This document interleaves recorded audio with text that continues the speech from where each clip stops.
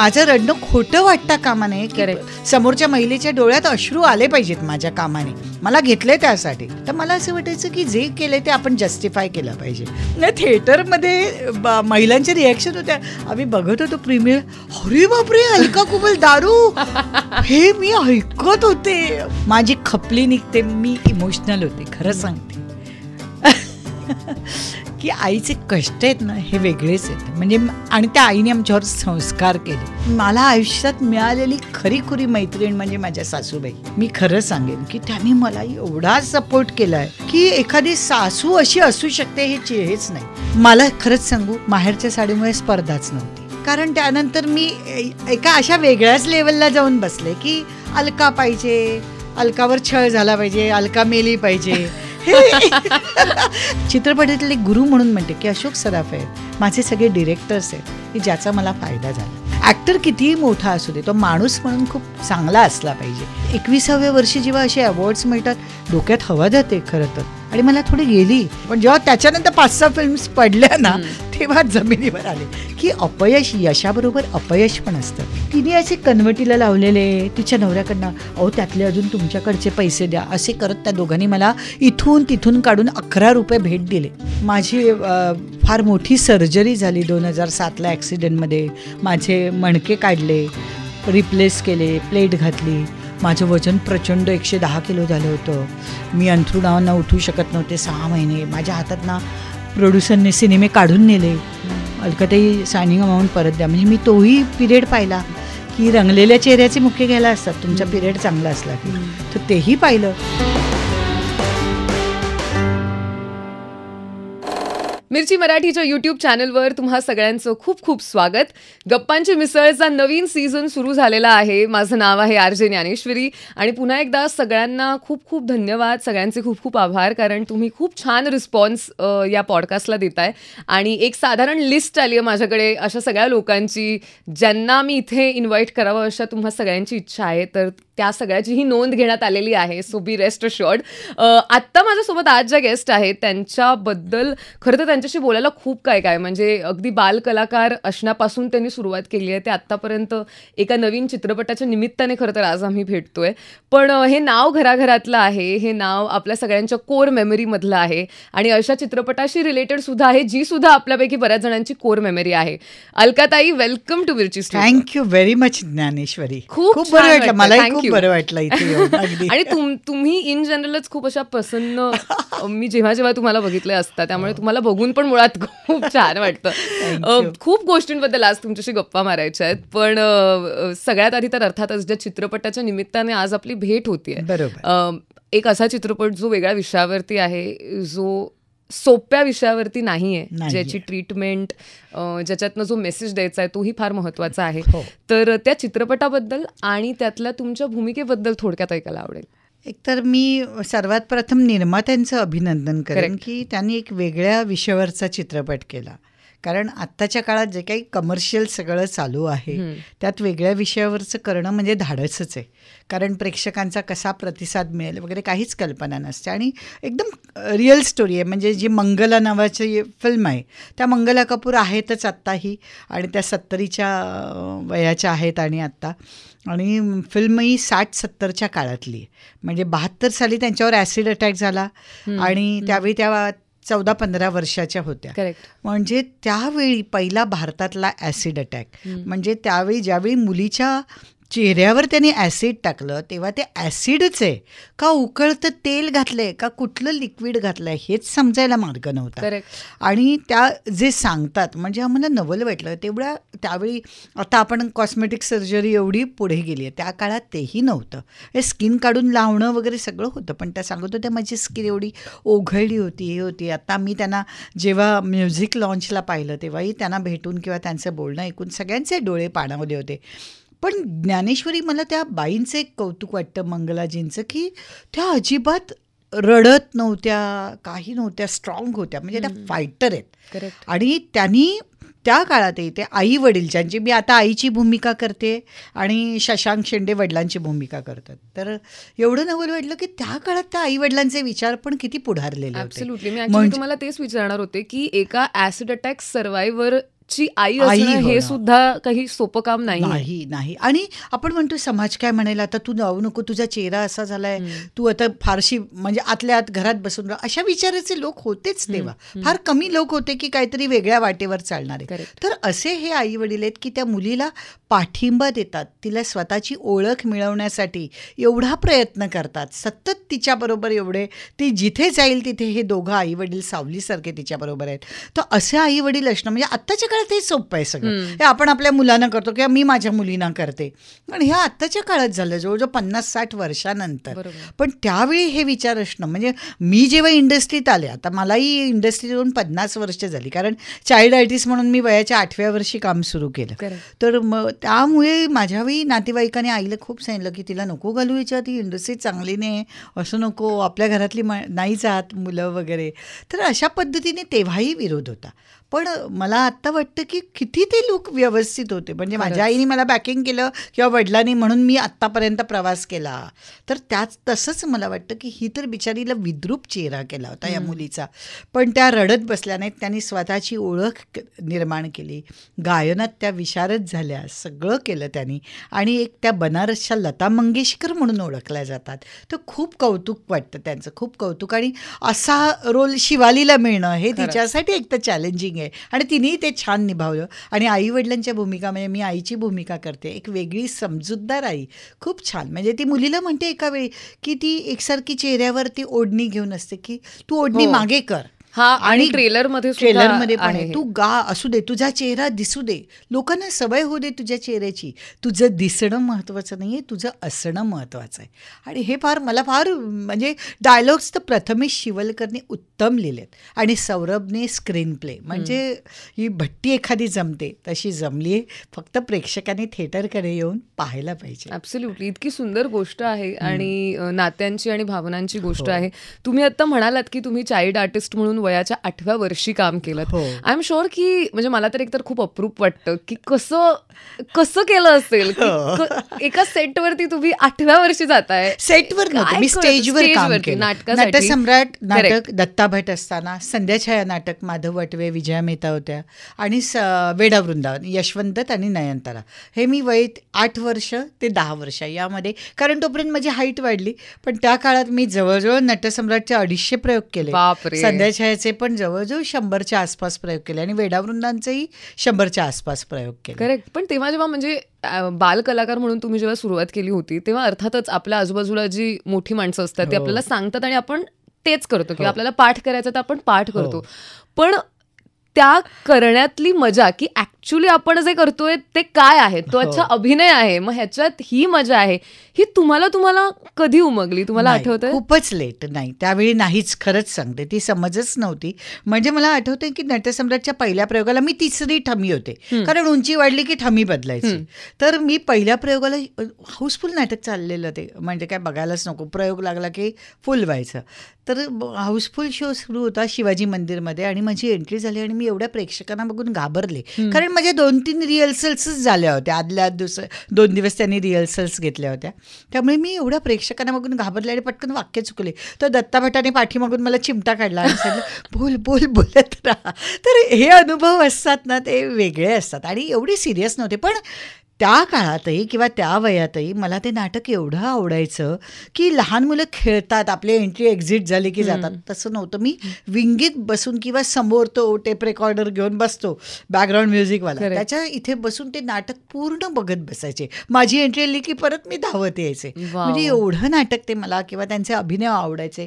काहीही कळत नव्हतं अभिनयातलं, किंवा माझ्याबरोबर ही एवढी दिग्गज मंडळी आहेत हेही समजत नव्हतं, ही उमज नव्हती की आपण कुठल्या कलाकारांबरोबर काम करतोय. हे आता अभिमान वाटतो की अरे मला यांच्याबरोबर काम करायची संधी मिळाली. तर हे खूप अप्रूप होतं सगळं माझ्यासाठी. पण साधारण जर मी तुम्हाला विचारलं की असा कोणता टप्पा होता जिथे तुम्हाला असं वाटतंय की तुम्हाला कळलं की ही काय मजा आहे किंवा ही काय नशा आहे? कोणता चित्रपट होता, कोणतं नाटक होतं? चक्र. अच्छा. स्मिता पाटील, नसीरुद्दीन शाह. आणि मी 10वीत होते, 10वीची एक्झामही झाली नव्हती. मार्चला एक्झाम असते, जानेवारीत शूट होतं. म्हणजे आई तर काम करायला नाहीच म्हणत होते. पण स्मिता पाटील माझी अत्यंत आवडती अभिनेत्री. मी आईला म्हटलं मी किती अभ्यास सेटवर करेन, मला तर काम छोटंसं आहे, पण माझ्या तारखा घेतल्या होत्या कारण ॲक्टरप्रमाणे त्यांना वेळ असतो किंवा त्या मूडप्रमाणे तसं होतं. माझे 15 दिवस घेतले होते. मी सेटवर बसायचे, अभ्यास करायचे. पण स्मिता पाटीलजींचा सीन लागला की मी तिथे सेटवर कॅमेरा मागे बघायचे, बघत राहायचे त्यांना कसं करतायत. आणि हे कारण मी एका मध्यमवर्गीय कुटुंबातून आले ज्ञानेश्वरी. मला कोणी गुरु नव्हता किंवा माझ्या आईची परिस्थिती नव्हती. त्यात माझे वडीलही लवकर निधन झालं. त्यामुळे माझी आई एक शिक्षिका होती. तिने आम्हाला 4 भावंडांना वाढवलं. म्हणजे मी हे हट्टही करू शकत नव्हते की तू मला ह्या कोर्सला घाल, मला डान्स शिकायचं आहे. कारण मी ते बघत होते ती कशी तारेवरची कसरत होती तो संसार चालवणं. त्यामुळे मी जे काही शिकले ते या कलाकारांकडनं शिकले, माझ्या डिरेक्टर्सकडनं शिकले आणि त्या अनुभवातून शिकले. ॲब्सोल्युटली. तुम्ही एका ठिकाणी म्हणाला होतात की कसं बऱ्याच वेळेला आज तर बालकलाकारांसोबत त्यांचे आईवडील वाहिलेले असतात. म्हणजे सतत शूटच्या ठिकाणी आई असते किंवा वडील असतात. नेणं आणणं, सोबत करणं, अभ्यास, खाणं पिणं सगळंच. तुमच्या वेळेला बऱ्याच वेळेला आई नसायची, तुमच्या असायचं. तुम्ही कसं मॅनेज केलं तेव्हा? खरं तर हा विश्वास आहे त्या ग्रुपवरचा. कारण गोवा हिंदू असोसिएशन ही संस्थाच एवढी ग्रेट होती. म्हणजे अगदी मुलीसारखी काळजी घ्यायची. सगळे मोठमोठे वयस्कर माणसं होती. आमचे मणेरीकर म्हणा, नाईक, रामकृष्ण नाईक, सगळे या संस्थेचे संस्थापक वगैरे. पण त्यांनी माझी मुलीसारखी काळजी घेतली. कारण आईला प्रत्येक वेळी दौऱ्यात येणं शक्य नव्हतं. कारण आई एक शिक्षिका, तिची नोकरी गेली असती नाही तर. पण माझ्या नाटकातल्या ज्या सगळ्या बरोबरच्या को-आर्टिस्ट होत्या, म्हणजे लता जुवेकर होत्या, एक धनेश्वर म्हणून मॅडम होत्या, सुनंदा वर्तक होत्या, शांता जोग होत्या, या सगळ्या जणी माझी काळजी घ्यायच्या.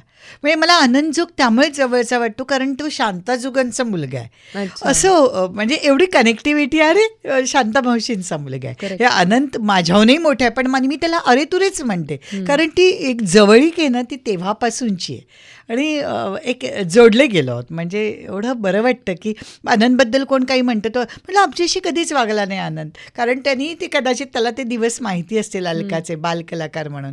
पण अशी खूप मजा आली की ह्या सगळ्या स्त्रियांमुळे मला सांभाळलं गेलं. जसं वेडा वृंदावनमध्ये मला नयनतारा सांभाळायची, खूप काळजी घ्यायची. म्हणजे मी लहान होते म्हणून एवढी काळजी घ्यायची तर आईची आवश्यकताच भासली नाही कधी. सपोर्ट ग्रुप तयार झाला. म्हणजे रात्रीचा प्रयोग संपला रात्री 12-1ला की मला तिकडनं ट्रेनमध्ये बसवायचे दादर स्टेशनला आणि माझा भाऊ गोरेगावला, मी राहते गोरेगावला, त्या स्टेशनवर उभा राहायचा आणि मला घ्यायचा. म्हणजे हे सगळं होतं. पण ह्या सगळ्या फॅमिलीचं माझं कॉन्ट्रीब्युशन आहे यात. ॲब्सोल्युटली. तुम्ही अर्थातच स्मिता पाटील यांचं नाव घेतलं आणि आम्हा सगळ्यांना माहिती आहे की त्या तुमच्या आवडत्या अभिनेत्री आहेत. तर तुम्ही त्यांना जवळून पाहिलंय, त्यांच्यासोबत काम केलंय. काय असं त्यांच्यातलं सगळ्यात तुम्हाला अजब रसायन वाटायचं? काय होतं त्यांच्यातलं? म्हणजे अर्थात हा एक थिसिसचा विषय होऊ शकतो. खाटायला खरंच सांगते. पण कारण switch on and switch off. म्हणजे त्या रात्री आमचं शूट चाललेलं असायचं. आम्ही ते प्रियदर्शन बिल्डिंग आहे चेंबूरजवळ, त्याच्या मागच्या झोपडपट्टीत शूट होतं. पण त्या दिवसा एक शूट करायच्या, खूप बिझी होत्या. रात्री आमच्या इथे यायच्या, थकलेल्या असायच्या.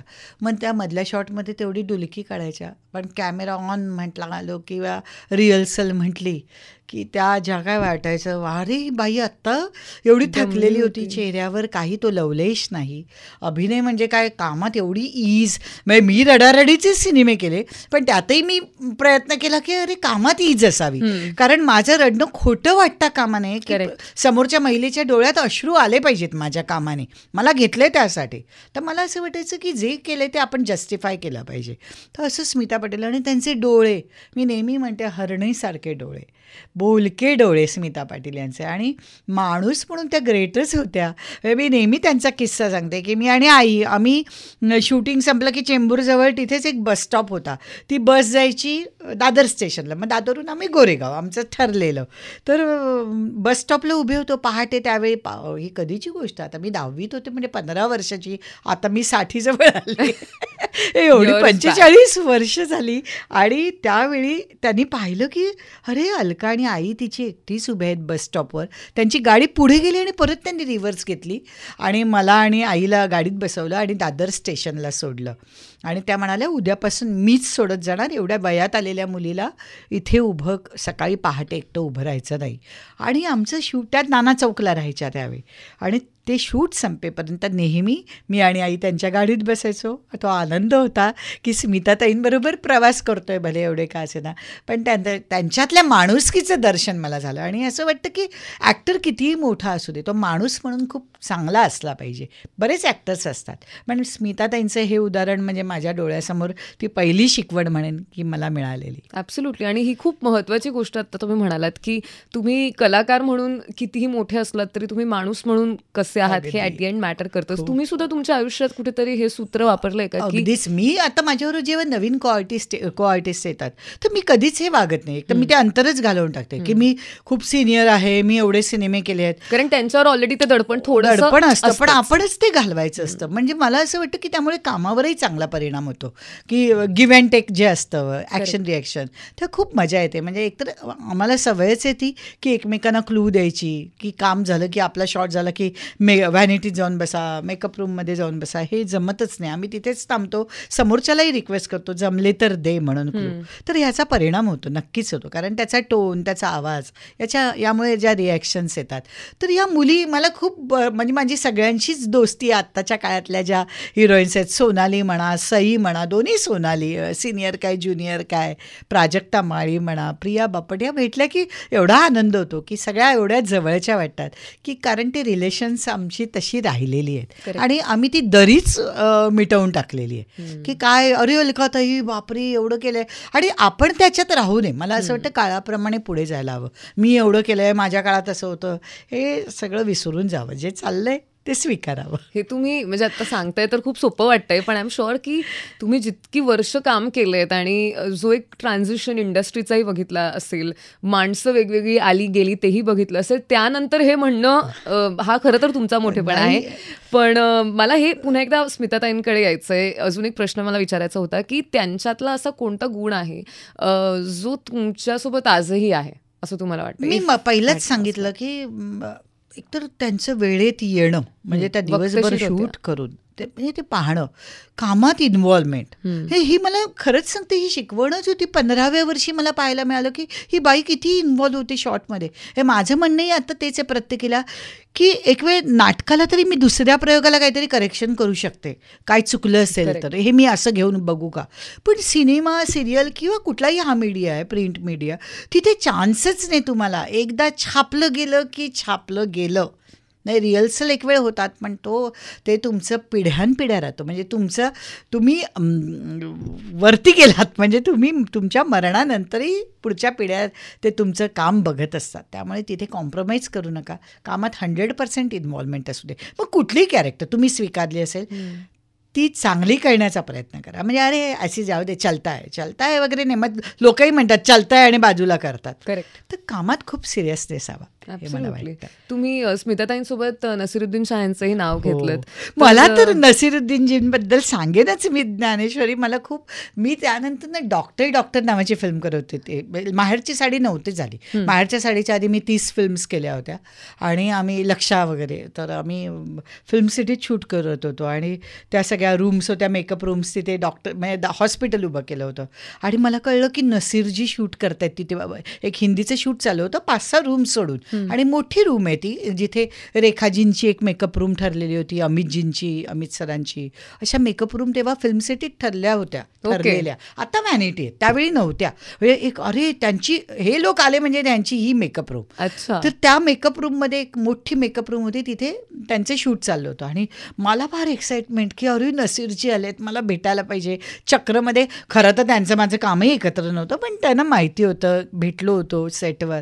तर म्हटलं भेटूया का, ते ओळखतील का मला. कारण डॉक्टर त्यानंतर जवळजवळ 10-15 वर्षानंतरची फिल्म. मी म्हटलं चला जाऊया बघूया काय. आणि मी गेले सेटवर आणि ते नेमके शॉट झाला होता, असे रिलॅक्स होते. म्हटलं नसीरजी सर आपने मुझे पहचाना. तर असे ते बघत बसले आणि म्हणाले ओ इमली. मला नवल वाटलं, माझं त्यातलं नाव इमली होतं, चक्रमधलं. हे म्हटलं कमाल आहे या माणसाची. जो माणूस एवढा बिझी, आणि माझी कॅरेक्टर खरंच सांगते 2 मिनिटाची कॅरेक्टरने लोक आत्ता मला ओळखतात क्लोज पाहिले की वगैरे. त्या माणसाने आपली ओळख ठेवावी. तर हे खरंच हा त्यांचा ग्रेटनेस आहे. तर ही मला खरंच अशी भेट आहे माझ्यासाठी ती. ॲब्सोल्युटली. त्यांच्या अभिनयातलं तुम्हाला सगळ्यात जास्त काय आवडतं? खूप त्यांचं स्पर्शमधलं काम, त्यांचं चक्रमधलं सगळं, त्यांना तो रोग झाल्यानंतर त्यांचं चालणं, हे सगळं जे होतं ना, हे शिकण्यासारखंच आहे. म्हणजे तुम्ही एकसारखं आपण पाठांतर करून किंवा अशा पद्धतीने काम करून नाही, दुसऱ्याचंही ऑब्झर्व करायला पाहिजे. जसं आपल्याला पर्सनल लाईफमध्ये पण कितीतरी कॅरेक्टर दिसतात, त्यांच्या बोलण्याची स्टाईल मी बऱ्याच वेळा ऑब्झर्व करायचं आहे. कसं बोलतोय ना, हा कसा बघतोय ना, त्याचा उपयोग होतो आपल्याला, निश्चित उपयोग होतो. ती कुठेतरी एक गॅलरी खरंच आहे. ह्या मेमरीमध्ये ते तुम्ही सेव्ह करणं फार महत्त्वाचं असतं. ते कधीतरी त्या कॅरेक्टरमध्ये येतं. जसं मला ग्रामीण यायचं, मला तर ग्रामीणचा अनुभव नाही. माझा जन्म, शिक्षण सगळं मुंबई, कॉलेजही माझं मालाडला, दालमिया कॉलेज. पण मला या लोकांना बघून ग्रामीण मी ऐकून असं ग्रामीण बोलायला लागले की लोकांना म्हटलं अरे ग्रामीण कसं काय येतं, तो हेल, मी त्यांचं अरे चालतंय की, बोलतंय की, येतंय ना वगैरे, हे जे हेल काढून जे बोलणं होतं, शब्द होतं, वतायस काय, आणि ते मायेने तो टोन, विदर्भातला टोन, त्या बोलण्याने तुम्ही तेच कलेक्ट करता आणि बोलता. तुम्हाला शिकवून ते द्यायचं. मला रोलाला आता मी सुरुवात करते असं नाही. त्याचा खूप उपयोग होतो. तुम्ही ज्या ज्या ह्याच्यात आपले जसं म्हणतात की 100 किलोमीटरवर आपली भाषा बदलते, तसं आहे, टोन हेल बदलतो, तसा तो अनुभव आपल्याला येतो आणि त्याचा नक्कीच उपयोग होतो. आता तुम्ही ग्रामीण टोनचं म्हणालात तर मला हे अगदी आवर्जून सांगायचंच आहे की मला तुमचं धुरळामधलं काम प्रचंड आवडतं. मला ती फिल्म खूप आवडते. जितक्या लोकांनी पाहिली नसेल प्लीज जाऊन बघा.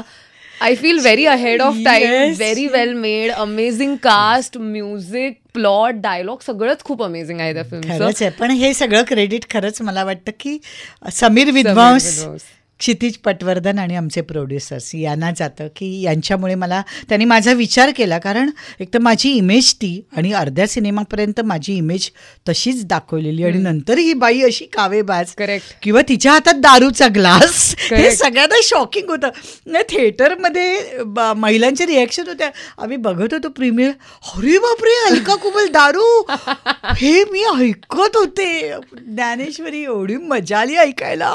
अरे म्हणजे ह्या रिएक्शन माझ्या बाबतीत याव्या, पण मला मजा आली. पण तुम्हाला ते करताना मजा आली का? म्हणजे तुम्हाला कुठेतरी ते प्रिडिक्ट झालं असेल ना की लोक काय रिॲक्ट करणार? माझ्यापेक्षाही क्षितिज पटवर्धन, समीर विद्वांस आणि आमचे सगळे ऍक्टर, अंकुश, सिद्धार्थ, सगळे साई, सगळ्यांना रिडिंग चाललं होतं, रिडिंग ठेवलं होतं आणि आम्ही सगळे बसलो होतो. आणि त्या सीनच्या वेळी सगळे माझ्याकडे बघत होते की मी पहिल्यांदा ऐकत होते सीन, मी पण थोडी अशा ऐकायला लागले. म्हटलं अरे बापरे. आणि त्यांना वाटत होतं हा सीन ऐकल्यावर अलका काम करते की नाही अलकाताई. आणि सगळं झालं वाचून झाल्यावर, आणि सगळे माझ्याकडे बघत होते की मी या सिनेमाला हो म्हणणार का नाही म्हणणार. पण मी खुशीत म्हटलं वाव, तुम्ही माझा या कॅरेक्टरसाठी विचार केला, मी नक्की काम करणार. आणि मजा आली. त्या सीनच्या वेळी पण सगळेजण बाहेर मॉनिटरवर होते की मी कसा करते हा सीन. वाव. म्हणजे मला आठवते, मला कळत होतं सगळे बाहेर थांबलेत मॉनिटरवर, पण वाटलंच नाही पहिल्याच सीनला माझ्यासमोर आदर्श आमचे अमितजी होते, अमिताभ बच्चन द ग्रेट, की मी खूपच मानते प्रेम करते त्या माणसावर. आणि मी सगळं ठरवलं होतं, मी असं करणार, मी तसं करणार. मी माझी जीभ जड झाल्यासारखी, माझ्या डोळ्यात ते नशा आल्यासारखी जे बेरिंग घेतलं, सगळ्यांना नवल वाटलं. सगळ्यांना वाटलं ह्याचे किती रिटेक होत आहेत, आज हा सीन व्हायला किती होणार, वाजणार. पण जो सीन सुरू झाला आणि माझं बेरिंग, की समीर विद्वांस खुशच झाला. बाहेर सगळ्यांचे रिॲक्शन क्या बात आहे अलकाताई. ज्या बाईने कधी दारूला स्पर्श केला नाही, जिला कधी ॲक्च्युअल माहिती नाही, आणि मी स्क्रीनवरही नाही कधी सीन केला, पहिल्यांदा सीन केला, तर खूप मजा आली. मला चॅलेंज होता तो रोल म्हणजे. ॲब्सोल्युटली. आणि तुम्ही म्हणता तसं जो काही एक टर्न आणि ट्विस्ट त्या रोलला आहे तो खरंच बघण्यासारखा आहे. पूर्ण फिल्मच तशी आहे ती, अत्यंत धमाल फिल्म आहे. सो प्लीज ज्यांनी पाहिली नसेल, सोबत एक रेकमेंडेशन आपण देऊन टाकूया की धुरळा नावाचा चित्रपट नक्की जाऊन बघा. मला पुन्हा एकदा पटकन तुमच्या आईंचा रेफरन्स आपला मगाशी आलेला, तेव्हा मला विचारायचं आहे की त्यांनी नोकरी करत करत तुम्हा सगळ्यांना वाढवलं. जेव्हा जमेल तेव्हा तुमच्यासोबत त्या यायच्या फॉर शूट्स किंवा या सगळ्या गोष्टी. तर काय वाटते आईची ताकद, म्हणजे त्यावेळेला त्यांना इतक्या गोष्टी मॅनेज करणं जे जमलं? मला असं वाटतं की ही जागाच कोणी घेऊ शकत नाही कधीच. करेक्ट. पण माझी बहीण 2 सिनेमे आई आली कारण तिला शक्य नव्हतं. नंतर माझी बहीण बरोबर यायला लागली, शिल्पा मसूरकर. मग मी तिला म्हणायचे तू नुसती बसून असते शूटला बघत वगैरे असते, त्यापेक्षा तू हेअरस्टाईलचा कोर्स कर. अच्छा. आणि मग तिने केला आणि ती माझी हेअरस्टाईलिस्ट जवळजवळ 30 वर्ष होती नंतरचे. मग ती माझ्याबरोबर प्रोड्युसर पण होती, म्हणजे मी 5 फिल्म्स प्रोड्यूस केल्या, सिरियल केल्या, त्यावेळी ती माझ्याबरोबर प्रोड्युसर म्हणून पण होती. तर त्यामुळे तिची मला साथ खूप मिळाली. आणि आई मग नंतर निधन झाल्यावर मला ती मोठी बहीणही आईसारखीच होती. पण माझ्या आईने खूप कष्ट केले, कारण त्या पगारात त्यावेळी जे नंतर त्यांचे पगार वाढले, कॉर्पोरेशनमध्ये होती ती, सुरुवातीला 300-500 वगैरे पगार ह्यात भागायचंच नाही. 15 दिवसात तिचे पैसे संपायचे, परत तिची बिचारीची उधारी वाढायची, परत त्यात ती घर चालवायची. ती त्या फावल्या वेळात साड्या विकायची, काय काय उद्योग करायची की वरची कमाई वाढायला. मी तिचे कष्ट पाहिलेत, आम्हाला त्या कष्टाची जाणीव आहे. ज्ञानेश्वरी माझी खपली निघते, मी इमोशनल होते खरं सांगते. की आईचे कष्ट आहेत ना हे वेगळेच आहेत. म्हणजे आणि त्या आईने आमच्यावर संस्कार केले. म्हणजे कधी तिने सांगितलं की हे तुझं पाऊल वाकडं पडलं तर मी काम करायला देणार आहोत, आपण मध्यमवर्गीय पण मानात राहा. आणि तेच जे होतं ना ते खूप काही शिकवून गेलं. आज मागे वळून बघताना किंवा माझ्या मुलींवर संस्कार करताना मला खरंच आठवतं की हे आपल्या आईने शिकवलंय जे मला माझ्या मुलींना शिकवायचं आहे.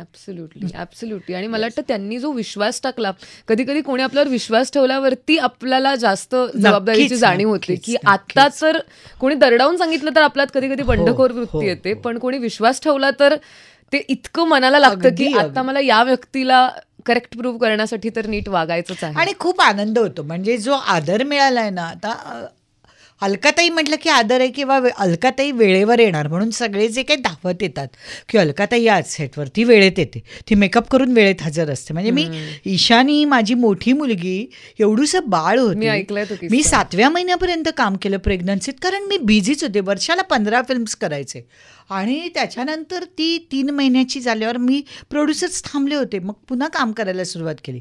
मला बरेच जण झाशीची राणी म्हणायचे. म्हणजे माझं नाव गिरीश ओकणे वगैरे तर मोबाईलमध्ये सेव्ह केलं आहे, झाशीची राणी.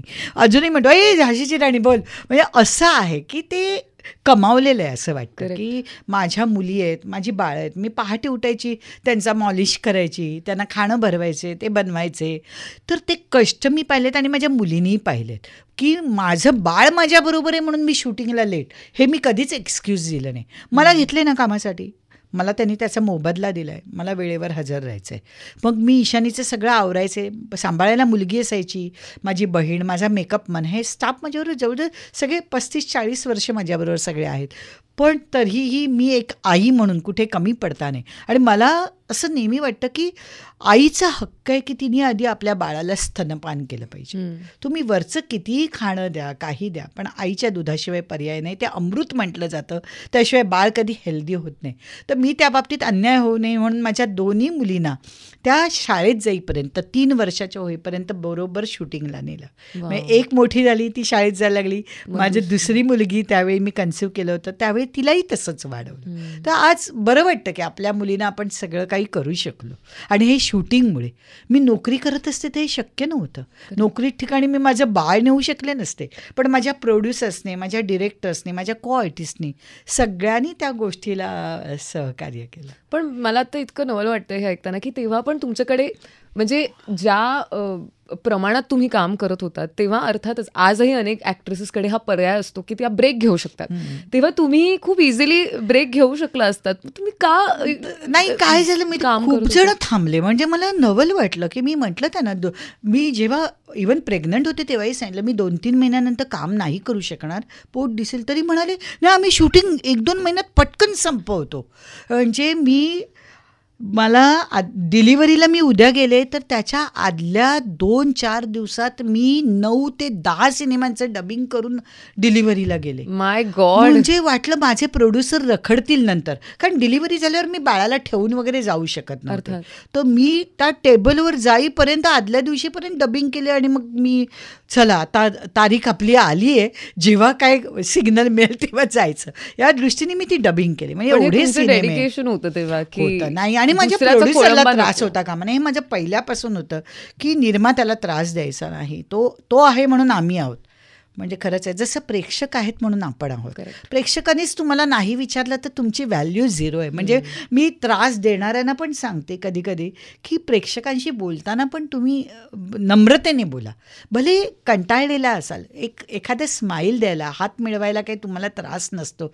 कारण ते आहेत, तुम्ही त्यांच्या नजरेतनं पडलात किंवा तुमचं डिमांडच संपलं तर आयुष्यात काहीच नाही. कलाकाराला व्हॅल्यूच नाही. मग म्हणजे असं अजून आनंद होतो की अरे 40 वर्ष मी सिनेमे करते तरी अजूनही प्रेक्षक एवढेच ओढीने येतात आपल्याकडे. मी अजूनही महिन्याला 5 ते 6 इव्हेंट करते त्या डिमांडमध्ये, बाहेरच्या साडीच्या कमाईवर, पुण्याईवर अजूनही. म्हणजे मी दर महिन्यात 5 ते 6 कॉलेजची गॅदरिंग करते, महिलांचे इव्हेंट करते. म्हणजे हे डिमांड आहे ते फक्त बाहेरच्या साडीमुळे. आणि अजूनही महिला प्रेक्षक तेवढीच गर्दी करतात. तेवढंच म्हणजे असं वाटतं की आता आपला काळ संपला आहे, ओसरला आहे, आता आपण पुढच्या पिढीच्या एक कॅरेक्टर आर्टिस्ट झालो आहे. पण अजूनही बघितल्यावर सगळं नवल वाटतं. खरंच आहे, हे परमेश्वराची देणगी आहे. आणि तुम्ही ज्या पद्धतीने डील केलंयत खरंच आहे. चांगल्या दिवसांसोबत हो, प्रॉब्ली हो. त्याची हे खरंच आहे. कारण ते पेरलेलं उगवतं ना, Correct, तसं आहे correct, की absolutely. अजूनही मी एकेका डिरेक्टरचे 4-4, 5-5 फिल्म्स केलेत. म्हणजे तो डिरेक्टरने आम्हाला अलका पाहिजेच आहे असं असायचं, असं नाही. आणि अशा म्हणून माझ्या फिल्म्स एवढ्या झाल्या. आतापर्यंत 300-325 फिल्म्स केल्या. हे त्याचं वेडासारखा आकडा आहे हा. हो. म्हणजे केल्याच वर्षाला 15 फिल्म्स, म्हणजे किती बिझी बापरे. असायचे. त्यातही मुलींना सांभाळणं. मग शेवटी तर माझ्या सासूबाई अल्झायमर्स पेशंट होत्या, ज्ञानेश्वरी. शेवटची 10 वर्ष पण मला आयुष्यात मिळालेली खरीखुरी मैत्रीण म्हणजे माझ्या सासूबाई. मी खरं सांगेन की त्यांनी मला एवढा सपोर्ट केला आहे की एखादी सासू अशी असू शकते हेच नाही. मी सासूला एकदा आई म्हणायचे. आणि शिकलेल्या होत्या, MA झालेल्या होत्या, MH हायस्कूल ठाण्याला त्या टीचर होत्या. पण त्यांनी मला एवढा सपोर्ट केला की लोकांना घरात येणाऱ्यांना कळायचं नाही, काय जणांना, की ही अलकाची आई आहे का समीरची आई. वाव. एवढं आमच्यात रिलेशन असं होतं, आई आणि असं करून बोलणं. किंवा त्याही कधी रागवलं तरी मी त्यांच्यावर रागवायचे, त्या कधीच नाही. त्या खूप समजूतदार होत्या आणि म्हणायच्या, अलका मी खूप चांगली आहे ना, तोपर्यंत तू कामं करत राहा, मी आजारी पडले तर तुलाच करायचं आहे ना. म्हणजे अशाच त्या समजुतीने. म्हणजे एवढं त्यांनी माझ्या मुलींवरही, कधी मला वेळ नाही आली की मुलींना पाळणा घरात ठेवायची. हे सगळं माझ्या सासूबाईंना क्रेडिट जातं. त्यामुळे शेवटचे 10 वर्ष त्या वर्ष 2 होत्या, अल्झायमर्स पेशंट होत्या. पण मला त्यांचं करताना असं कुठेही वाटलं नाही. मी आधीच माझ्या प्रोड्युसर डिरेक्टरला सांगायचे, मला सेटवर यायला 9-9:30 होतील, पण मी आल्याबरोबर लगेच तयार होईल आणि मला रात्री 9ला सोडावं लागेल, तरच मला घ्या, नाही तर मला घेऊ नका. आधीच सांगायचं. कारण मला सकाळी पहाटे मी त्यांना आंघोळ घालायची, त्यांचं रात्रीचं सगळं क्लीन करायचे आणि सगळं त्यांना खाणं भरवून वगैरे निघायचे. मग दिवसभर बाई असायची 12 तास. मग मी आले की पुन्हा. पण त्या अल्झायमर्स झाला तरी मला चेहऱ्याने ओळखत होत्या, नावाने हाक नाही मारायच्या कधी कधी, कारण विसरायलाच झालं होतं. म्हणजे कधीतरी त्या रागवल्या तर फाटकन थोबाडीत पण मारायच्या. त्यांचं रिॲक्ट थोडं, लहान मुलं कसं नको खाणं असलं की आपल्याला मारतं वगैरे तसं. म्हणजे चिडपड यायची, फटकन बसायची. पण असं अरे काही कळतच नाही, लहान बाळच झालंय. पण आत्ता एवढा आनंद होतो या गोष्टीचा, क्या बात आहे, की ज्या बाईने मला आयुष्यभर सपोर्ट केला, ज्या बाईमुळे माझं कधी करिअर थांबलं नाही, मी सातत्याने काम केलं, त्या बाईचं करताना परमेश्वराने मला तीही संधी दिली. आणि माझ्या मुलींनीही त्यांचं तेवढंच केलं की मुली जगभर, म्हणजे मोठी मुलगी अमेरिकेत शिकली, धाकटी फिलिपिन्सला गेली, डॉक्टर झाली, आता MD करते. पण दोघींनी त्यांना तेवढंच पाहिलं. कारण मला असं वाटतं हे आपले संस्कार असतात. त्या बघतात आपल्या आजी आजोबांना आईनी कसं वाढवलंय. मी समजा त्यांना दुसरीकडे राहिले असते. आत्ताच्या मुली, मी ज्ञानेश्वरी बऱ्याच वेळा म्हणेन की मी, माझा नवरा आणि माझी मुलं एवढंच स्त्रीला हवं असतं. पण त्यांना हे नाही कळत की जे पूर्ण कुटुंब असतं ना, त्याच्यामुळे तुमचं करिअर घडत असतं. आणि त्याच्यामुळे जे काही कुटुंब वत्सल किंवा माया ममता जी काय बघायला मिळते ती यामुळेच. ती संकट वाटत नाही कधी. आपल्या अक्षरशः आपल्याला वाटतं की 24 तास नको, तुम्ही जा ना, तेवढी स्पेस घ्या. पण त्यांचा आपल्याला नक्कीच उपयोग होतो. खूप आधार असतो या लोकांचा. 100%. आणि इतकं काम करण्यासाठी जर डेफिनेटली घरी म्हणजे जर मी तेवढा ठाम 11 महिने घराच्या बाहेर, अशी मी 20 वर्ष 11 महिने घराच्या बाहेर. बापरे. त्यातही मी पेरेंट्स मिटिंगनं यायचे, मी सणवारानं यायचे, कारण सणानं मला वाटायचं की माझ्या सासूबाईनं करणारं कोण आहे एक घरात, माझ्यामुळे सगळं यायचे, इंडस्ट्री पण घरी. तर मी त्या सुट्ट्या अगदी सांगायचे. मुलींच्या परीक्षात मी सुट्ट्या घ्यायचे, सांगायचं हवं तर तुम्हाला एवढी घाई आहे, तुम्ही कोणाला तरी घ्या आणि शूट सुरू करा.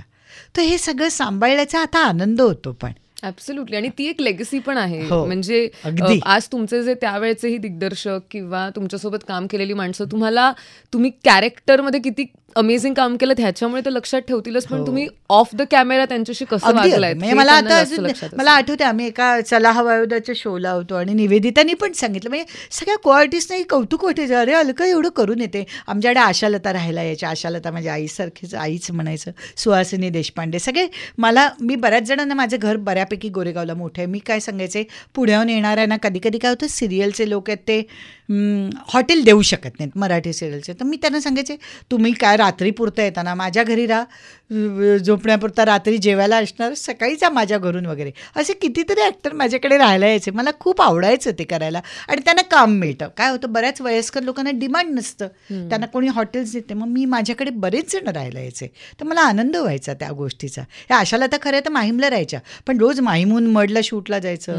तर मी सांगायचं आशाताई तुम्ही माझ्याकडे राहणार, माझ्या इथून मड किती जवळ आहे गोरेगावहून. सुहासिनी देशपांडे पुण्याहून यायच्या. अशा कितीतरी आर्टिस्ट, हे मला आवडायचं. ते म्हणजे आमचे आर्टिस्ट चिडवायचे की आता तू आठलेच घर लिहिले ना, आठलेच वृद्धाश्रम लिहिले. म्हटलं असू दे, कारण तो माझा हळवा कोपरा आहे. मला माहिती नाही, वयस्कर माणसं मला फार, मी अटॅच होते त्यांच्याशी जास्त. नाही पण म्हणजे कठीण आहे, म्हणजे तसं वयस्कर लोकांना कधी कधी समजून घेणं. आज जो पेस आहे आपल्या जगण्याचा, त्या पेसमध्ये थांबून त्या जनरेशनचे विचार आहे, हां. थोडं ते होतं. पण मला असं वाटतं थोडं त्यांच्या कलानी घ्यायला हवं कधीतरी. आपण त्यांना वेळ देऊही नाही शकत आणि वेळच अशी आपल्यावर, असं काही इलाज नाही आहे. पण थोडं त्यांची दिवसातली 5-10 मिनटं फक्त त्यांच्याशी बोललं ना, तरी त्यांना खूप आनंद होतो की आम्ही अडगळीतले नाही आहोत, की आम्ही या कुटुंबातले आहोत. ही भावना फार महत्त्वाची आहे. ॲब्सोल्युटली. आणि मला वाटतं हा एक खूप मोठा टेकअवे असणार आहे या गप्पांमधून, जे लोक बघतील त्यांच्यासाठी सुद्धा. आणि आय होप तो तसा असावा. तुम्ही समीर सरांबद्दल म्हणाला, तेही या इंडस्ट्रीचाच एक भाग. जेव्हा आपला जोडीदार सुद्धा कला क्षेत्राशी संबंधित असतो, तेव्हा काय सोपं होतं लग्नात आणि काय कठीण होतं लग्नात? म्हणजे कठीणपेक्षा पण कुठे आपल्याला काम करावं लागतं. की मी जर 300-325 फिल्म केलेत, तर समीरजीनी जवळजवळ 250च्या वर फिल्म्स केलेत.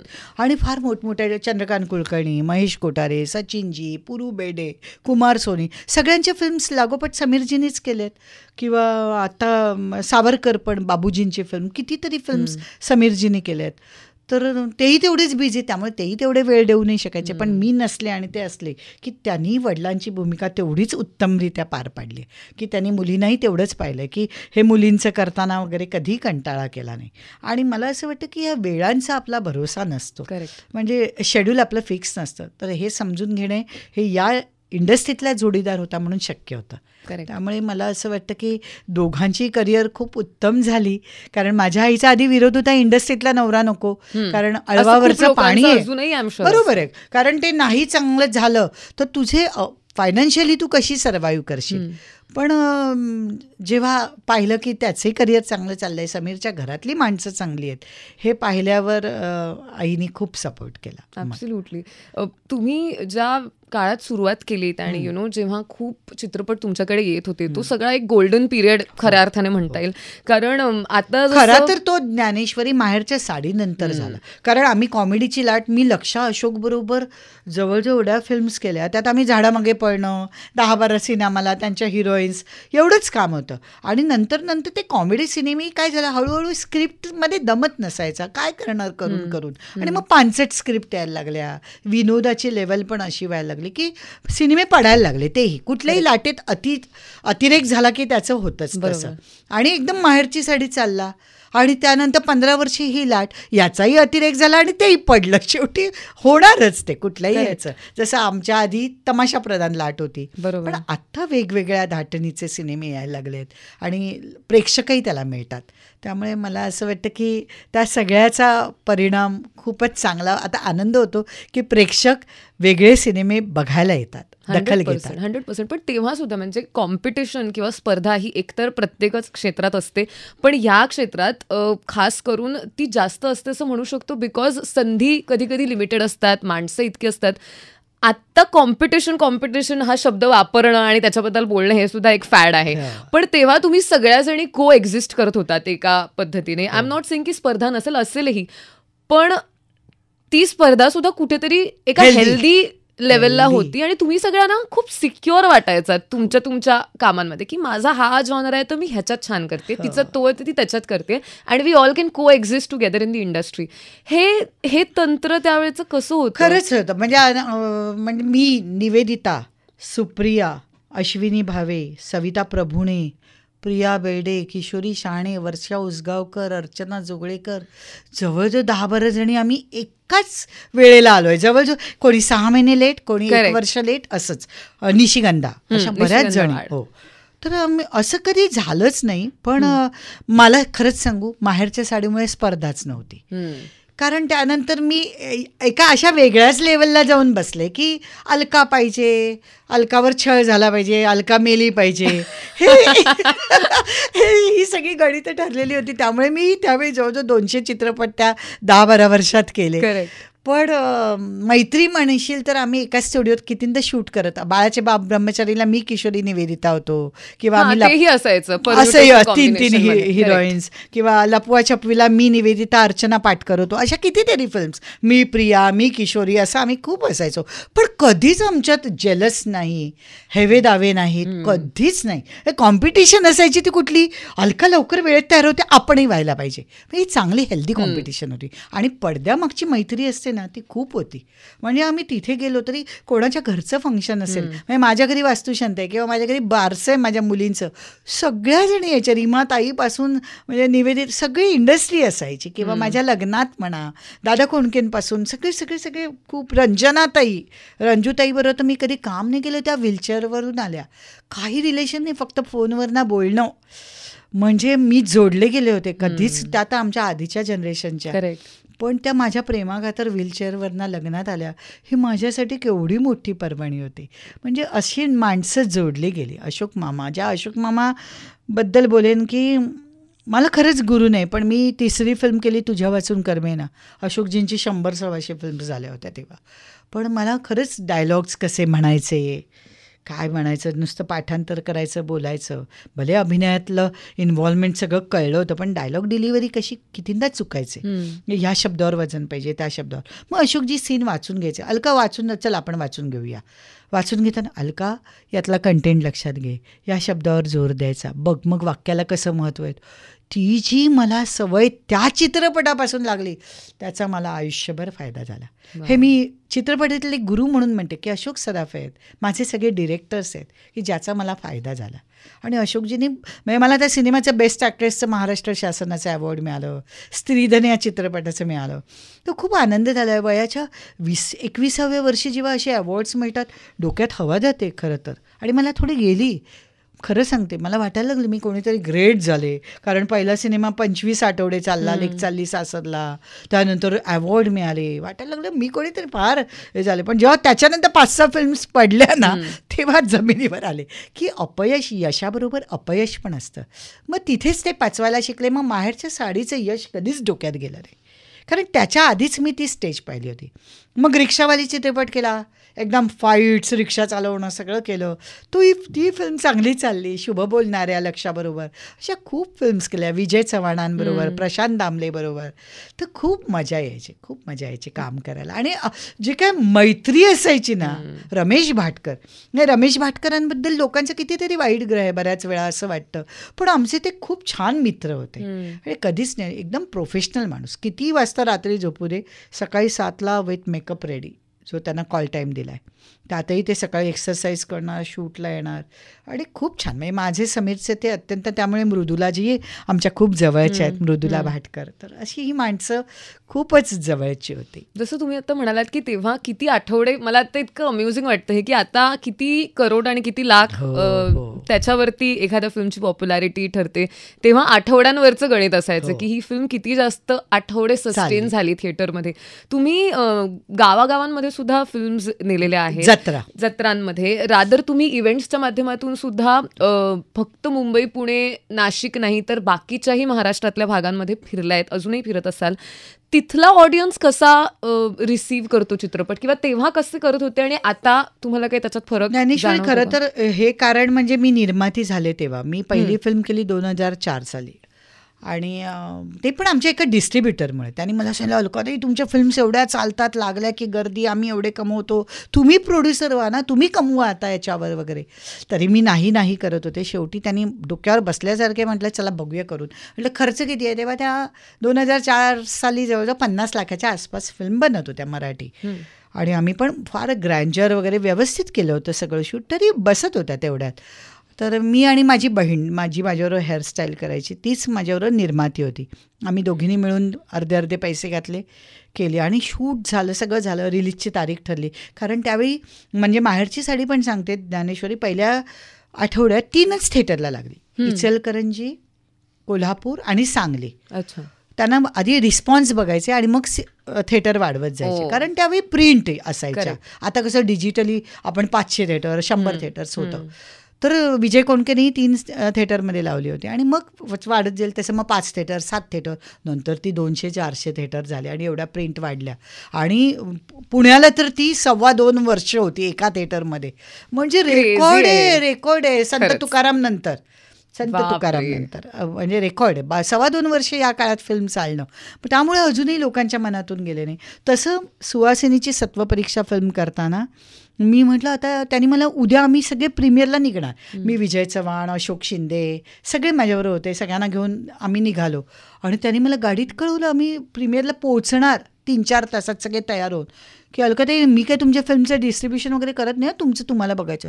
बापरे, याचा तर मला अनुभवच नव्हता की डिस्ट्रीब्युशन कसं करायचं. म्हटलं या माणसाने मला फसवलं का, म्हणजे मग का करायला लावले. त्याला मला तोंडावर फाडायचंच होतं वाटतं. मग एक सांगायचं तर आधी तरी सांगायचं, मी दुसरा डिस्ट्रीब्युटर पाहिला असता, काही तर तयारी केली असती. म्हटलं जाऊ दे. पण त्या फिल्मला योगायोगाने 5 आठवडे त्यावेळी चालले. पण म्हटलं आता फिल्ममध्ये पैसे तर काय थिएटरमध्ये वसूल नव्हते झाले. मग त्यावेळी ना ते एकसारखे म्हणायचे, अलकाताई तुमची फिल्म ना आपण जत्रांमध्ये लावायची, जत्रांमध्ये काय ऑडियन्स असतो वगैरे. हे ऐकून मला माहिती होतं आणि जत्रांमध्ये तुम्हाला व्हिजिट करायची आहे. ते म्हटलं ठीक आहे, बघूया आपण पण एकदा जत्रा काय. मग म्हटलं ह्यांनीही मला सांगितलं होतं मेमध्ये वगैरे फिल्म रिलीज झाली, जत्रा सुरू होतात ऑक्टोबरला, दसऱ्यानंतर. म्हटलं चला या जत्रेत बघूया. आम्ही ऑक्टोबरला पहिली जत्रा करायला, पहिली जत्रा सुरू होते जालन्याला, देऊळगाव राजा. आम्ही तिथे गेलो, तंबू वगैरे लागले होते, पण सन्नाटा, म्हणजे एक माणूस नाही. सगळीकडे सिनेमांचे तंबू लागलेले 20-22 एवढे मोठमोठे. आणि आम्हाला कळे ना काय करायचं. म्हटलं आपण तर आलो इथे प्रमोशनसाठी. माझ्यावर 2 ॲक्टर पण होते आणि लाज वाटायला लागली की आपण आलो इथे. आम्ही दुपारी 2-3 वाजता पोचलो, काहीच नाही. म्हटलं आणलाय तर सिनेमा बघूया. ते म्हणाले नाही, संध्याकाळी 6ला शो सुरू होणार. उन्हाळ्यात आता ऑक्टोबर हीट आहे ना, संध्याकाळचे शो लागतात, मग पुन्हा थंडीत मग 4-4 शो लागतात. म्हटलं बघूया. संध्याकाळी 6ला वाट पाहिली तरी गर्दी नाही. आणि अनाऊन्समेंट करायचे जसं आता पॉलिटिशियन्स कसे करतात, गाड्या फिरतात, आज अलका कुबल शोला हजर, असं तसं वगैरे, आजच्या शोला देऊळगाव यात्रेत वगैरे, असं सगळं ते होतं वातावरण. आणि नंतर जे 6:30-7ला, म्हणजे मी एवढ्या महिला कधी पाहिल्याच नसतील. बापरे, 10,000 ते 12,000 महिला मला बघायला आणि सिनेमा बघायला. म्हणजे तंबू जर एवढा असेल तो वाढवत एवढा केला की या बायका बसणार कुठे, शोजवर शो. आणि तिथे कसं असतं, एका जत्रेत तुमच्या सिनेमाचा रिपोर्ट आला की तुमच्या 6-7 महिन्याच्या सगळ्या जत्रा बुक. म्हणजे तुम्हाला डिमांड. मग मला दुसऱ्या दिवशीच सगळे, ओ ताई हे 50,000 ठेवा ना, हा शो मी या जत्रेत घेतला, ओ ताई हा 1,00,000 ठेवा ना. असे मी त्या जत्रा 6-7 महिने, त्यावेळी मी बिझी तेवढीच, म्हणजे वर्षाला 10-12 सिनेमे 2005 पर्यंत टॉपला. 2004ची फिल्म ही. आणि म्हटलं बापरे, कोल्हापूरला एकसारखे शूट. मी ड्रायव्हर नाही माझ्याकडे, मीच ड्रायव्हिंग करायची, अख्ख्या महाराष्ट्राला माहिती आहे. मी गाडी चालवत कोल्हापूरहून विदर्भात रात्रीची, बापरे, झोप आली की पेट्रोल पंपवर गाडी लावायची, 2 तास डुलकी काढायची, मी आणि माझी बहीण. ड्रायव्हर सारखं बांधायचं, हॉकी स्टिक ठेवायची, काय झालं काय वाटलं तर ड्रायव्हिंग करत जायचं. आणि तिथे शो अटेंड करायचा. त्याच रात्री 2 शो अटेंड करायचे. फक्त 1 दिवसाची गॅप घ्यायची. शूटिंगला सांगायचं मी परत येते. परत रात्रभर ड्रायव्हिंग करायचं. सकाळी 9ला मेकअप लावून हजर. म्हणजे हे जे पार पाडलं मी, जवळजवळ 3 सिनेमे, म्हणजे 2-2 वर्षांनी एक, असे 3 सिनेमे माझे जत्रेत जोरात चालले. अग्निपरीक्षा, सुहासिनीची ही सत्व परीक्षा आणि नातं मामाभाचीचं. त्यामुळे ह्या फिल्म्समध्ये मी जे फिल्ममध्ये घातले होते त्याच्याहून तिप्पट कमाई मी जत्रांमध्ये केली. माझ्यावर टीका झाली. बऱ्याच जणांनी सांगितलं अलका कुबल जत्रेत जाते, अलका कुबल तिकीटं विकते. मी कधीही तिकीटं विकली नाही. मला तिकीटं विकायची कधीच वेळ आली नाही. पण ते प्रेक्षक एकदम झुंबड करून अंगावर पडतात म्हणून मी तिकीट काउंटरमध्ये ते सेफ असायचं म्हणून मी उभी असायची. पण मी तिकिटांबरोबर माझे सही केलेले फोटो वाटायचे, प्रिंट केलेले. म्हणजे मी त्या सह्या केल्या होत्या आणि प्रिंटआउट काढतो तेव्हा ती कॉपी 4 आण्याला पण नाही मिळायची. मग त्या शीट सगळेजण कापतायत त्या शीट अशा आणि वाटायचे. आणि वेगळंच वातावरण. आणि एकाला एक फोटो नाही, कारण हे फोटो पुरायला पाहिजे. एक फॅमिली आली, एक फोटो घ्या चला एका फॅमिलीला. असे मी, तू विचार कर, 1.5 लाख रुपयाचे फोटो वाटले. 4 आण्याची किंमत म्हणजे किती ऑडियन्स असेल तू विचार कर. ज्ञानेश्वरी हे सगळं मी माझ्या डोळ्यांनी पाहिलं. म्हणजे मला कोणी आता असं फार अति काहीतरी सांगायला लागलं ना किंवा डोक्यात हवा जाते ना, मी ऐकत असते. म्हणजे असं कधी कधी उतरवावीशी वाटते की एवढूशा असं. पण आम्ही हे पाहिलंय, पण डोक्यात यश नाही जाऊ दिलं, कारण तो प्रेक्षक आहे ना भाबडा होता.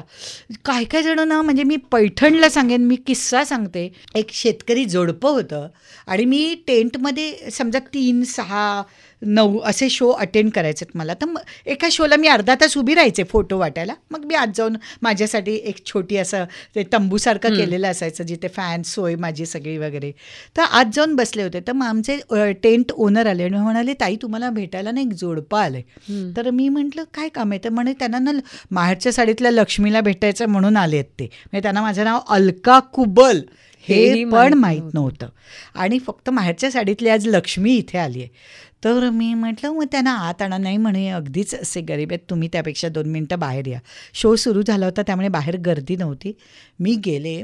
खरंच मी सांगू, ज्ञानेश्वरी लखतरं होती. त्यांच्या ठिगळं जोडून असतं ना साडी, तशी त्या दोघांची अवस्था होती. गरीब होते दोघंही बिचारे. आणि जे काय त्यांचं प्रेम होतं, म्हणजे असं होतं ह्यामुळे आम्ही आहोत आणि एनर्जी आहे. तिने असे कन्वर्टीला लावलेले तिच्या नवऱ्याकडनं, अहो त्यातले अजून तुमच्याकडचे पैसे द्या, असे करत त्या दोघांनी मला इथून तिथून काढून 11 रुपये भेट दिले. ज्ञानेश्वरी 11 रुपये म्हणजे मी आयुष्यात कमाई कोटींनी केली असेल, पण ही कमाई आहे ना याला तोड नाही. आणि त्यांचे आशीर्वाद, तर असं प्रेम मिळालं. जेव्हा मी काळूबाई बनून यायचे, सगळ्या गावातल्या बायका अशा लाईनमध्ये उभ्या आणि मीठ मोहरीनी मिरच्यानी माझी नजर काढायचे. हे जे यश पाहिलं आहे ना, म्हणजे एकदा स्टेज तुटलं, 1000 बायका स्टेजवर. म्हणजे हे जे आहे ना, हे यश पाहिलं आहे ते खरंच आहे. आणि हे प्रेम नुसतं क्रेज नाही, हे प्रेमा खातर की आम्हाला तिला हात मिळवायचा आहे, तिला बघायचं आहे. म्हणजे डोळ्यात पाणी असायचं त्यांच्या, ते बघून भारावून जायला व्हायचं. हे काय आहे, हे देवाने दिलेलं यश आहे. ही जाणीव ठेवायलाच हवी. ॲब्सोल्युटली. पण हे सगळं म्हणजे मला आता हे ऐकताना पण इतकं ओव्हरवेल्मिंग वाटतंय. पण हे सगळं तुम्ही कसं पचवलं? म्हणजे अपयश कसं पचवायचं ह्याच्याबद्दल आपण खूप वेळा बोलतो, पण यश कसं पचवलं? नाही, प्रत्येक वेळी म्हणायचं नाही हे माझ्या युनिटचं यश आहे. मी समजा माझे 325 चित्रपट झाले असतील तर त्यातले 25 सुपर डुपर हिट झाले, कारण ते बरेच सिल्वर जुबली झाले, बरेच प्रोड्युसर्स आहे. पण अपयश 300 सिनेमांना मिळालं. मग जर मी आहे म्हणून चालतायत, मग मी आहे म्हणून हे 300 का नाही चालले, हा मी प्रश्न मला विचारायचा आहे. म्हणजे हे माझ्या एकटीचं यश नाही, हे पूर्ण सिनेमाचं आहे. त्यामुळे पाय जमिनीवर राहायला मदत होते. आणि खरंच मी प्रत्येक वेळी माझ्या प्रेक्षकांची ऋणी आहे. माझी फार मोठी सर्जरी झाली 2007ला ॲक्सिडेंटमध्ये. माझे मणके काढले, रिप्लेस केले, प्लेट घातली. माझं वजन प्रचंड 110 किलो झालं होतं. मी अंथरुणावरनं उठू शकत नव्हते 6 महिने. माझ्या हातात ना प्रोड्युसरने सिनेमे काढून नेले. अलकाताई सायनिंग अमाऊंट परत द्या. म्हणजे मी तोही पिरियड पाहिला की रंगलेल्या चेहऱ्याचे मुख्य घ्यायला असतात तुमचा पिरियड चांगला असला की. तर तेही पाहिलं. पण माझे डॉक्टर होते, डॉक्टर रामाणी, ज्यांचे जगातले 8 नंबरचे डॉक्टर, ज्यांनी अशोक सराफांची पण ताटकणा त्यांचं पुस्तक, अशोक सराफांची सर्जरी पण त्यांनीच केली. त्यांनी मला उभं केलं, लीलावतीत माझी सर्जरी केली आणि मला संध्याकाळी उठवलं. मला उठताही येत नव्हतं कारण त्यांनी असं उठवलं, अलका उठ. ते त्यावेळी 72 वर्षाचे होते, माझी सर्जरी केली तेव्हा 2007ला. आणि मला म्हणाले चल माझ्यावर. आणि त्यांनी मला अख्खा लीलावतीचा पूर्ण पॅसेज चालवून आणला हात धरून. उभी राहायचं आहे, तू एक चांगली कलाकार आहे, तुला उभं राहायचं आहे, हे जास्त धरू नकोस, मी तुला उभं करणार. आणि तो कॉन्फिडन्स दिला. त्यानंतर मला वजन कमी करायला खूप वेळ दिले कारण मला रिस्ट्रिक्शन्स होत्या ना, मी जिम करू शकत नव्हते, काही नाही सगळं. मग मी चालून थोडं थोडं थोडं अजूनही मी ते तसे प्रयत्न करते ना. मी जिममध्ये जाऊ, अजूनही मी जमिनीवर डायरेक्ट नाही बसू शकत. हे मला, मी आधीच डिरेक्टरला सांगते, मला डायरेक्ट जमिनीवर बसता येत नाही.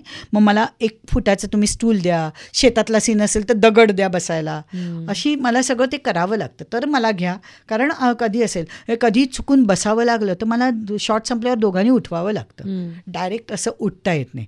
पण हे सगळं मी पिरियड पाहिला आहे, हे खरंच सांगते. त्यातनंही पाहिलं की ते अपयश पाहिलं, लोकांचे तेही अनुभव पाहिले. अलका कुबल आता कायम व्हीलचेअरमध्ये वगैरे असं काय काय ऐकायला मिळायचं, म्हणजे भयानक. त्यावेळी मला रंजूताई समोर यायची की ती किती टॉपची हिरोईन होती रंजूताई, जिने व्हर्सटाईल भूमिका केल्या, निगेटिव्ह केलं, कॉमेडी केलं, इमोशनल केलं. त्या रंजूताईला जेव्हा 16 वर्ष व्हीलचेअरमध्ये बसावं लागलं असेल, तिला काय वेदना होत असतील. खरं. तर ते असं सगळं माझ्या डोळ्यासमोर यायचं. पण यात आपली पूर्ण कुटुंब असतं ना, ते आपल्याला उभं करतं. तसं मला झालं. आणि मी माझ्या डॉक्टर रामाणींना देव मानते. मी देव पाहिला नाही, मी देवाची भक्त आहे, मी धार्मिक आहे सगळे. पण असं वाटतं की एक माणूस देवाच्या रूपाने आला नाही, त्यांनी मला उभं केलं. 100%. म्हणजे हाच अनुभव आहे. अनुभव म्हणतो तो हाच अनुभव खऱ्या अर्थाने. तुम्ही मगाशी म्हणालात तसं की इतक्या अनेक चित्रपटांमध्ये असे सीन होते ज्यात तुम्हाला रडायचं होतं. तर हा खूपच एक भाबडा प्रश्न आहे माझा, की जेव्हा स्क्रीनवरती इतक्या वेळेला तुम्हाला एवढे हेवी इमोशनल सीन्स करायचं असतात, रडायचं असतं सतत, किंवा रिटेक्समुळे पण पुन्हा पुन्हा रडायचं असतं, खरंच एखाद्या कलाकाराच्या मानसिकतेवरती परिणाम होतो का सातत्यानं असं काम करून? होऊ नये आणि ते खोटंही वागू नये.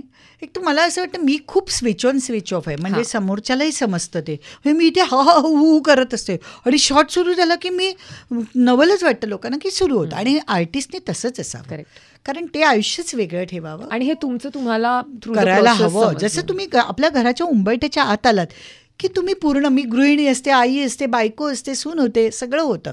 पण ते सगळं बाहेर ठेवावं, ग्लॅमर वगैरे ते बाहेर ठेवावं. आणि तुमच्यातला खरेपणा कधी घालवू नका. किती फिल्ममध्ये कामं करत असाल, कोणी तुम्हाला भेटायला आलं, नाही आवडलं तरी रिॲक्ट व्हा, हवं तर हार्श बोलू नका, पण उगाच खोट्या रिॲक्शन नको, एवढं वाटत असतं. ॲब्सोल्युटली. आपण, मला खूप आवडलं असतं अजून खूप गप्पा मारायला. थोडंसं शेवटाकडे आलोय, पण 2 प्रश्न मला तरीही विचारायचे आहेत. तुमच्या आईबद्दल आपण ऐकलं, तुम्ही स्वतः आई आहात आणि तुमची ती पोस्ट अर्थातच त्याची खूप चर्चा झाली आणि राईटली सो, कारण आपली मुलगी जे प्लेन चालवतेय, ज्या प्लेनची पायलट आहे, त्या प्लेनमध्ये आपण बसलोय, ही भावना काहीतरी नेक्स्ट लेवल आहे. आता अनेक असे व्हिडिओ येतात सोशल मीडियावर जिथे फ्लाईट अटेंडंट असतात आणि त्यांचे पालक त्याच फ्लाईटमध्ये असतात आणि वगैरे वगैरे. पण पायलट असणं ही एक खूप वेगळी गोष्ट. आणि आता दुसरी मुलगी सुद्धा MD डॉक्टर झाली आणि पुढच्या करते. करेक्ट. तर मला तो प्रसंग थोडक्यात तुमच्याकडनं ऐकायला आवडेल. How did it feel? खरंच येस ज्ञानेश्वरी, खूप आनंद झाला. एकतर हा योगायोग होता, म्हणजे म्हणून म्हणूनच मी सांगते हा योगायोग होता. लोकांनी ही पोस्ट टाकली, पण माझी मुलगी पायलट होऊन 6 वर्ष झाली आहेत. ते काय माझ्या, ती आधी अजून एका कंपनीत होती, मग दुसऱ्या, आणि आता इंडिगोला आहे ती. आणि तिची त्या दिवशीची इंडिगोची पहिली फ्लाईट होती. ओके. म्हणजे इंडिगोला जॉईन केल्यानंतर. हां. आणि माझा जावई पण इंडिगोलाच पायलट आहे, पण तो कॅप्टन आहे आता. ही आत्ता अजून होईल. आणि तिची पहिलीच फ्लाईट होती. पण मलाही माहिती नाही आणि तिलाही, माझं इव्हेंट होता, माझा कॉलेजचं गॅदरिंग होतं, म्हणून मी नागपूरला चालले होते. आणि माझं तिकीट त्या लोकांनी 8-15 दिवस आधीच काढलं होतं. हिला तर रोस्टर येतं आठवड्याचं किंवा महिन्याचं, हिलाही माहीत नाही. आणि आम्ही कशाला बघतोय कुठल्या फ्लाईट आहे, रोजचं आहे तिच्यासाठी ते. तर आम्ही रात्री बसलो होतो घरात सगळे जेवून वगैरे.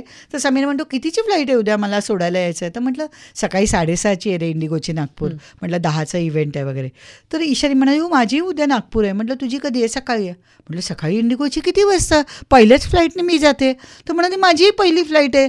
मग वेळ कुठली? असं झालं आणि मी पहिल्यांदा मग तिच्या कॅबने गेले. समीरला सोडायला यावं लागलं नाही. आणि मला एवढं आश्चर्य वाटलं की 6 वर्षात ती पायलट झाली आहे, पण मी कधी बसले नव्हते तिच्या फ्लाईटमध्ये. त्या दिवशी मला एवढा आनंद झाला की माझी मुलगी तिथे कॉकपिटमध्ये आहे आणि मी बसले. आणि मी जेव्हा आम्ही डिपार्चर झालं तेव्हा मग आम्ही हे केलं, मी लँड झाल्यावर की कॉकपिटमध्ये गेले आणि फोटो नाही तर अलाव नाही आहे त्यांच्या नियमानुसार, तिची नोकरी जाऊ शकते सगळं. पण खूप आनंद झाला, एक प्राऊड फील झालं. आणि आम्ही काय सगळं त्यांचं क्रेडिट आहे खरं. मुली शिकल्या, ती पायलट झाली, तिने अमेरिकेत केलं सगळं आणि धाकटीनी फिलिपिन्सला केलं MBBS आणि आता ती MD करते. पण हे सगळं त्यांचं क्रेडिट आहे. आम्ही फक्त फायनान्शियली त्यांना सगळा सपोर्ट केला. But what a moment. Yes, absolutely. Share केलं त्याच्यामुळे सगळ्यांना कळलं सुद्धा. आपला फोटो काढला आणि इन्स्टावर टाकला, पण त्याची एवढी बातमी होईल वाटलं नव्हतं. पण होता ना स्पेशल, कारण 6 वर्षात नाहीच झालं. अगदी तो योग वेळ आली तुमच्या दोघांचं फ्लाईट सेम असण्याची. जाता जाता अलकाताई, अर्थातच तुमचं करिअर इतकं मोठं आहे. तुम्ही म्हणजे अभिनयापासून सुरुवात केलीत, बालकलाकार असण्यापासून सुरुवात केलीत, निर्माती झालात. फक्त शहरांमध्येच तुमचा वावर नसून अनेक ग्रामीण भागांमध्ये सुद्धा तुम्ही इव्हेंट्सच्या किंवा जत्रांचं तर एक वेगळं विश्व. अजूनही मी जत्रा करते. आताही मी जत्रांना 2 दिवसात जाईन. त्या जत्रांमुळे मला बिझनेस मिळाला. मी रिकामी बसून म्हणायची बसून बसून काय करतोय. मग माझा एक इंटरव्ह्यू आला, त्यात म्हणाला, मी लिहिलं होतं त्या इंटरव्ह्यू की आपण मार्केटिंग करू शकतो, आपण काय काय करू शकतो. आता माझ्याकडे मोठमोठे ब्रँड आहेत ज्याचं मी मार्केटिंग रूरल एरियात मी करते, माझी टीम असते आणि तो माझा टर्नओव्हर फार मोठा आहे की मी तो बिझनेस एकदम पाय रोवून उभी आहे त्याच्यात. म्हणजे 6 महिने मी ते करते. तो बिझनेस मला जत्रांमुळे मिळाला, एवढी मला त्याची माहिती आहे. ॲब्सोल्युटली. म्हणजे मी स्टॉल ऍक्टिव्हिटी करते, मी तिथे पथनाट्य करते, मी व्हिडिओ व्हॅन लावते, मी गाड्या फिरवते. असं अजूनही आता मी जाईन 2-4 दिवसात. फक्त आता सिनेमे नाही चालत. करेक्ट. तंबू वगैरे ती परंपरा गेली, कारण आता सिनेमे बघणं सोपं झालं. फोनवरती सुद्धा, फोनवर, टीव्हीवर सगळीकडेच पाहायला मिळतं. पण मी जत्रांमध्ये गर्दी तेवढीच असते. देवळांमध्ये येतात 2 लाख वगैरे लोक असतात. मग आम्ही त्या सगळ्या ॲक्टिव्हिटी करतो आणि अगदी छान बिझनेस येतो माझा. हे मला सिनेमातलं काम, त्यामुळे मी चुझी आहे की आवडलं तर करते, एवढी मी त्या बाकीच्या बिझनेसमध्ये सेटल झाले. ॲब्सोल्युटली. म्हणजे स्टार्टिंग फ्रॉम ती फिल्म ज्याच्यामध्ये डिस्ट्रीब्युटर शेवटच्या क्षणी पळून गेला, टू जिथे तुम्ही एखाद्या फिल्मचं डिस्ट्रीब्युशन करून द्याल, आता एक पूर्ण सर्कल झालेला आहे. म्हणजे रुरल ऑडियन्स बद्दल तुम्हाला इतकी त्यांची नाळ परफेक्ट कळलेली आहे. जाता जाता अलकाताई, एकच प्रश्न की इतक्या वर्षांच्या तुमच्या कामामध्ये किंवा ह्याच्याही पुढे तुम्ही जितकं काम करणार आहात, काय अशा काही कोर व्हॅल्यूज आहेत ज्या तुम्ही you always held dear to you आणि ज्यांच्यासोबत कधी तडजोड नाही केलीत आणि म्हणूनच तुम्हाला असं वाटतं की तुम्ही ज्या आहात त्या आहात? मी माझा खरेपणा सोडला नाही कधी. काही मला कोणी खरं सांगू, जसं आमच्या सिरियलच्या वेळी अनुभव आला होता ज्ञानेश्वरी. मग एका नायिकेने मला खूप त्रास दिला. म्हणजे मला वाटलं, अरे ज्या बाईने एवढी वर्ष काम केली तिला तू त्रास देतेस. 3 महिने त्या मुलीने मला एवढा त्रास दिला की कधी वेळेवर शूटिंगला नाही. अचानक मला सांगायचं सुपारी आली की मी उद्या शूटला नाही. डेअरिंग कसं होऊ शकतं? आम्ही करायचं काय? तुझ्यावर सिरियल आहे, तू मला आज सांगते की उद्या मला सुपारी आहे म्हणून. आणि कोरोनाच्या काळात कुठल्या सुपाऱ्या होत्या, सगळं बंद होतं. मग कधी परीक्षा आहे, कधी काय आहे, असं काहीतरी सांगणं. परीक्षाही नव्हत्या झाल्या, काहीच नाही. तो त्रास व्हायचा. मग मी त्या मुलीला, अशा मुली किंवा असं कोणी भेटलं ना की मला सहन होत नाही, मी रिॲक्ट होते. म्हणजे मी अजिबात अन्याय सहन करणारी नाही आहे. बाहेर अरेला कार्य करणारीच बाई आहे. सगळ्यांना हे माहिती आहे की अलका बाहेर खूप वेगळी आहे. माझ्या प्रियजनांनी ज्यांनी माझ्यावर प्रेम केलं त्यांना मी भरभरून, माझ्याकडनंही तेवढंच त्यांना प्रतिसाद मिळाला आहे. मी माझ्या निर्मात्यांना सतत माझ्याकडनं त्रास होऊ नये याची काळजी घेतलेली आहे. आता मला वेगवेगळ्या भूमिका करण्याची भूक आहे कलाकार म्हणून. भले वर्षातनं मी 4च सिनेमे करू दे, पण काहीतरी वेगळं करू दे. आताही मी देवीचे सिनेमे करणारच एका चॅनलसाठी. ते काय मला इलाज नाही आहे, कारण माझं प्रोडक्शन आहे, त्यामुळे मी पुन्हा काम तसं करेनच. पण मजा येते वेगळं काहीतरी आलं. जसं इश्शकबाजीमधलं मी सांगते, एक वेगळी कला केंद्रावरची अक्का येते त्या मुलींची, एक वेगळाच आब, एक वेगळंच तिची मेकअप, हेअरस्टाईल. तर मजा येणार आहे ते करायला. तर अशा भूमिका मिळण्याची भूक आहे आता. आणि खरेपणा, मी खरंच सांगते की इंडस्ट्रीत भले नाही बोललाच चालेल, पण खोटं नका वागू किंवा त्याची पाठ झाल्यावर अरे काय असं असली तोंड करू नका. किती छोटं पण किती महत्वाचं Yes. असं म्हणता येईल. वाव, खूप मजा आली अलकाताई. आणि मी अजूनही खरं सांगायचं तर त्या जत्रांच्या तुम्ही सांगितलेल्या गोष्टीतच आहे इमॅजिन करत की ते कसं असलं मलाही असेल. खूप मजा आली आणि ज्ञानेश्वरी ते गप्पा कपल जे मारायला. तुम्ही म्हणालात तसे तुम्हाला ते आजी आजोबा म्हातारे वयस्कर भेटायला आलेले, हे सगळं वेगळ्याच लेवल. खूपच अनुभव आहेत एवढ्या वर्षांचे. I'm पण sure. मजा आली.